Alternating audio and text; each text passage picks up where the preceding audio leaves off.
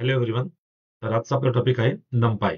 जसं मी तुम्हाला सुरुवातीला इंट्रोडक्शनच्या व्हिडिओच्या वेळेस सांगितलं होतं की नंपाय झालं, पांडास झालं, मॅटप्लॉटलिब झालं, ह्या ज्या आहेत इनबिल्ट पायथन मध्ये लायब्ररीज आहेत. जर तुम्हाला डेटा सायन्स असेल, डेटा अनालिस्टचा काही प्रोजेक्ट असेल, तर देअर आर हाय चान्सेस की तुम्ही ह्या 3 लायब्ररीजचा उपयोग हे कराल. तर त्याच्यातली पहिली लायब्ररी जी आहे ती आपण आज बघणार आहोत. तर नंपाय नंपाय काय आहे? नंपाय न्यूमेरिकल पायथनचा जो शॉर्ट फॉर्म आहे तो नंपाय आहे. तर NumPy stands for numerical Python. Numerical पायथॉनचा शॉर्ट फॉर्म NumPy आहे. जसं आपल्या नावातच दिले न्यूमेरिकल पायथॉन. जर काही तुम्हाला नंबर रिलेटेड ऑपरेशन जर करायचे असेल तर त्यावेळेस आपण NumPy आहे वापरतो. NumPy is a powerful Python library for numerical computing. It provides support for multi dimensional arrays, mathematical functions and linear algebra operations. जसं मी तुम्हाला सांगितलं, जर न्यूमेरिकल ऑपरेशन जर करायचं असेल त्यावेळेस आपण NumPy हे वापरतो.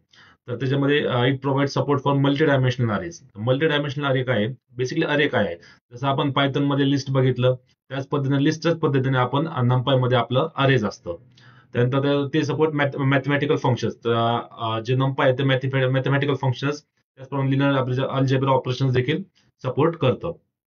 तर व्हाय यूज NumPy? NumPy आपण का वापरलं पाहिजे? तर basically it's a faster than Python list, uses less memory, supports vectorised operation, avoid loops, provides built in mathematical function.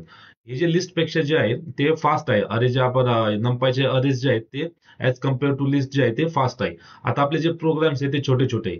ज्यावेळेस तुम्ही मोठा प्रोजेक्ट एक ज्यावेळेस बनवायला घेताल त्यावेळेस तुम्हाला जी स्पेस जी आहे, मेमरी जी आहे, त्याचं तुम्हाला जी इम्पॉर्टन्स आहे ते कळेल. त्यावेळेस ते आपला अरे जे आहे ते हँडी आहे. It supports vectorised operation. बरेचसे ते आपण लूप्स अवॉइड करून आपण जस्ट सिम्पल असे ऑपरेशन करून आपण ते लूप्सचे काम जे आहे ते हे NumPy मध्ये करू शकतो. आणि जसं मी तुम्हाला it provides mathematical functions, mathematical देखील ऑपरेशन आपण त्याच्यामध्ये करू शकतो. तर कोणते कोणते आहेत ते आपण हे बघणार आहोत. तर फर्स्ट ऑफ ऑल, तुम्हाला जर NumPy यूज करायचा असेल तर फर्स्ट ऑफ ऑल तुम्हाला ते तुमच्या सिस्टम मध्ये जे आहे ते इन्स्टॉल करावं लागतं. तर त्याची कमांड आहे pip install NumPy. ही कमांड टाकून तुमच्या ते सिस्टम मध्ये फर्स्ट ऑफ ऑल तुम्हाला NumPy जे इन्स्टॉल करावं लागतं. त्याच्यानंतर इन्स्टॉल केल्यानंतर तुम्हाला ते यूज करायचं टायमाला इम्पोर्ट करावं लागतं. ज्यावेळेस आपण इम्पोर्ट मॅथ असेल, रॅन्डम मॉडेल असेल, त्याच पद्धतीने आपण NumPy देखील आपल्याला यूज करायच्या वेळेस इम्पोर्ट करावं लागतं. तर त्याचा हे कोड असा आहे, just import NumPy as NP. हे ऍज जे आहे ते एलियास आपण त्याला म्हणतो. NumPy इम्पोर्ट कर आणि त्याचा शॉर्ट फॉर्म जो आहे तो NP दे. तर बेसिकली एक NP जे आहे ते स्टँडर्ड आहे. आपण इंडस्ट्रीमध्ये NumPyला बेसिकली शॉर्ट फॉर्म मध्ये NP असं म्हणतो आपण. त्याचबरोबर क्रिएटिंग, आता आपण NumPy अरे जे आहे ते क्रिएट करून बघूया. NumPy अरे इज कॉल्ड ND अरे. It's more efficient than Python list. जसं मी तुम्हाला सांगितलं, ऍज कम्पेअर टू लिस्ट जे आहे ते अरे जे आहे ते एफिशियंट आहे. तर मी ते एक आपला NumPy जे आहे ते इम्पोर्ट केलेलं आहे. आणि त्यानंतर मी एक सिंपल असा अरे क्रिएट करतोय. तर ARR बेसिकली अरे नावाचं व्हेरिएबल घेतलंय. त्याला मी सांगितलंय NP डॉट अरे. NumPyचा आपला जे शॉर्ट फॉर्म घेतला पण NP डॉट अरे. हे आता इथं लक्षात, आपण इथं आपण सांगतोय की अरे बनव राऊंड ब्रेसेस मध्ये. त्याच्यानंतर आपल्या स्क्वेअर ब्रेसेस मध्ये जसं आपण लिस्ट डिफाईन करतो त्याच पद्धतीने आपण स्क्वेअर ब्रेसेस मध्ये आपण अरे डिफाईन करतो.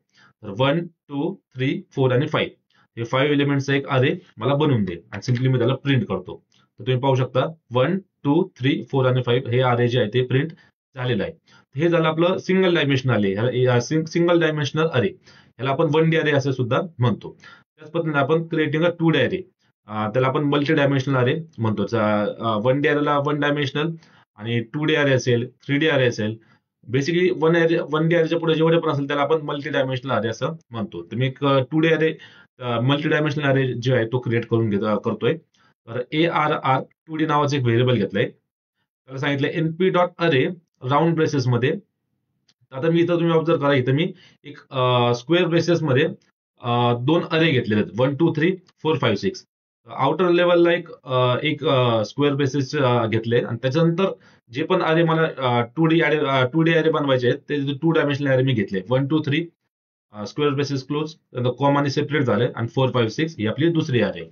आणि सिम्पली जे मी त्याला प्रिंट करतो, तुम्ही पाहू शकता 1, 2, 3, 4, 5, 6 ही आपली 2D अरे जे आहे ते प्रिंट झालेली आहे. त्याच पद्धतीने जर आपल्या अरेच्या काही प्रॉपर्टीज जर चेक करायचे असेल तर ते आहेत. त्याला आपण जे काही फंक्शन्स आहेत त्याच्यावरती हे आपण अप्लाय करू शकतो. तर सिम्पली मी जस्ट एक अरे जे आहे 1, 2, 3, 4, 5 तो इथे मी घेतलाय आणि त्यावरती कोणते कोणते ऑपरेशन्स आहेत ते आपण बघूया. तर फर्स्ट आहे एनडीम अरे, तर किती डायमेन्शनल अरे ते आपल्याला अरे डॉट एनडीम या फंक्शनने कळतं. तर ऑब्व्हियसली 1 डायमेन्शनल अरे त्याच्यामुळे इथं 1 आले. त्याच पद्धतीने अरेची शेप काय, शेप जी आहे ती 5 आलेली आहे. त्यानंतर अरे डॉट साईज, तर त्याचे किती एलिमेंट त्याच्यामध्ये आहेत, 5 एलिमेंट त्याच्यामध्ये आहेत. त्यानंतर आहे अरे dot D type, data type त्याचा काय आहे, तर इंट 32. तर इंटेजरचे अरे आपण बोलतो हे जे होल इंटेजर आहेत त्याच्यामुळे इंट 32 जे आहे तो अरेचा डेटा टाईप हा आलेला आहे. त्याच्यानंतर आहे NumPy provides built-in functions to create array efficiently, creating array with 0 and 1s. तर काही काही वेळेस प्रोजेक्टमध्ये आपल्याला झिरो नंबरचा ॲरे असेल किंवा एक नंबरचा ॲरे असेल, हे आपल्याला बनवायची गरज पडते. तर ते कशा पद्धतीने बनवायचं, तर मी एक सिंपल असं व्हेरिएबल घेतले, zeros underscore array is equal to NP dot zeros. NP आपला जो शॉर्ट फॉर्म आहे एनपी डॉट झिरोज. तर मी त्याला सांगतोय 3 रो आणि 3 कॉलमचा मला अरे बनवून दे. एनपी डॉट झिरोज काय करतात, 3 रो आणि 3 कॉलम्सचा मला अरे बनवून दे. त्याच पद्धतीने आहे एनपी वन्स अंडरस्कोर अरे. एनपी डॉट वन्स काय करेल, 2 रोज आणि 4 कॉलमचा, 2 रोज आणि 4 कॉलमचा मला एक नंबर जे वन्स जे एक नंबर आहे त्याचा मला अरे बनवून दे. सिम्पली मी त्याला प्रिंट करतो. तुम्ही पाहू शकता 3 रोज, 1 2 3 आणि 3 कॉलम. तर झिरोचा एक अरे अरे जो आहे तो बनलेला आहे, 3 रोज 3 कॉलम. त्याच पद्धतीने वन्सचा कसं झालंय, 2 रोज आणि 4 कॉलम, 2 रोज आणि 4 कॉलम, 1 2 3 आणि 4. अशा पद्धतीने आपण झिरोज आणि वन्सचा अरे बनवू शकतो. त्यानंतर एक क्रिएटिंग अरे विथ ए रेंज आणि लाईन स्पेस फंक्शन. तर ज्या पद्धतीने आपण रेंज फंक्शन लूप्स यूज करताना पाहिलं, सेम फंक्शन आहे, फक्त इथं ए रेंजच्या ठिकाणी आपण ए रेंज यूज करतो. तर मी एक अरे बनवलंय, अरे नावाचं व्हेरिएबल आहे आणि एनपी डॉट ए रेंज 1 10 आणि 2. सेम त्याच पद्धतीने 1 पासून सुरुवात कर, 10 पर्यंत जा आणि त्याची जी स्टेप आहे ती 2 दिलेली आहे. त्याचप्रमाणे line space function, line space काय करतं, अरे टू नावाचं व्हेरिएबल आहे, एनपी डॉट लाईन स्पेस 1 पासून जाईल 10 पर्यंत जाईल आणि त्याचे 5 जे मी दिले ना ते 5 पार्ट मध्ये त्याला इक्वली डिवाइड करेल. लाईन स्पेस काय करतो मी तुम्हाला परत सांगतो. लाईन स्पेस काय करेल, हे जे मी 2 व्हॅल्यूज दिल्या 1 पासून ते 10 पर्यंत जाईल आणि हे 5 जे दिले ते 5 इक्वल पार्ट मध्ये जे आहे ती 1 ते 10 ची व्हॅल्यू जी आहे ती डिवाइड करेल. तुम्ही पाहू शकता ए रेंज फंक्शनने काय केलं, 1 पासून 10 पर्यंत गेलं, तर ऑब्व्हियसली एक जो 10 जो आहे तो एक्सक्लूड असल्यामुळे 9 पर्यंत जाईल आणि त्याची जी स्टेप आहे ती 2 आहे. 1 3 5 7 आणि 9 हे आपल्या आउटपुट मध्ये मिळालेलं आहे. त्याच पद्धतीने लाईन स्पेसने काय केलं, 1 पासून 10 पर्यंत गेलं आणि त्याला 5 इक्वल पार्ट मध्ये डिवाइड केले. 1 3.25 5.5 7.75 आणि 10 हे 1 2 3 4 आणि 5, 5 इक्वल पार्ट मध्ये जे आहे ते डिवाइड केलेलं आहे. त्याच्यानंतर आहे आय मॅट्रिक्स. आय मॅट्रिक्स काय करतं, एनपी डॉट आय हे फंक्शन काय करतं, बेसिकली मी त्याला सांगितलं एनपी डॉट आय 3, हे 3 मॅट्रिक्स मला देईल. त्याच्यामध्ये काय करेल, पहिल्या मॅट्रिक्स पहिल्या रो मध्ये 1 जे आहे तो पहिला एलिमेंट असेल, बाकीचे 2 एलिमेंट ते 0 असतील. त्याच पद्धतीने दुसऱ्या रो मध्ये काय असेल, पहिला एलिमेंट 0, दुसरा एलिमेंट 1, तिसरा एलिमेंट पुन्हा 0. आणि त्याच पद्धतीने तिसऱ्या याच्यात काय करेल, पहिले 2 एलिमेंट 0 आणि तिसरा एलिमेंट जो आहे तो 1 येईल. तुम्ही पाहू शकता इथं पहिले एलिमेंट 1, बाकीचे 2 0.